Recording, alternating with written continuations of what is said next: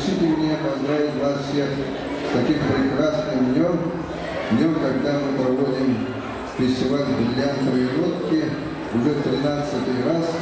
И мне очень приятно, что сегодня, несмотря на трескучие декабрьские морозы, которые стоят у нас в городе Якутске и практически по всей республике, мы, родители, учителя и, конечно, организаторы решили провести этот фестиваль.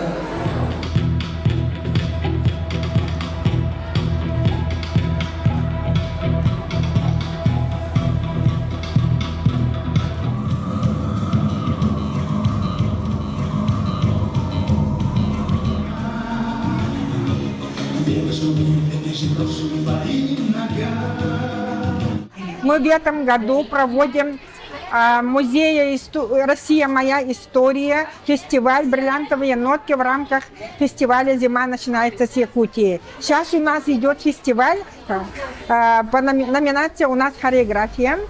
Участников у нас около 2000 именно по хореографии. Фестиваль проводится уже 13-й раз.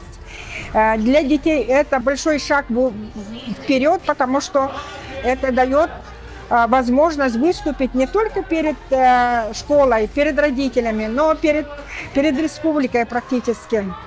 Мы желаем всем нашим участникам удачи, процветания в дальнейшем. И всех хочу поздравить с Новым годом наступающим.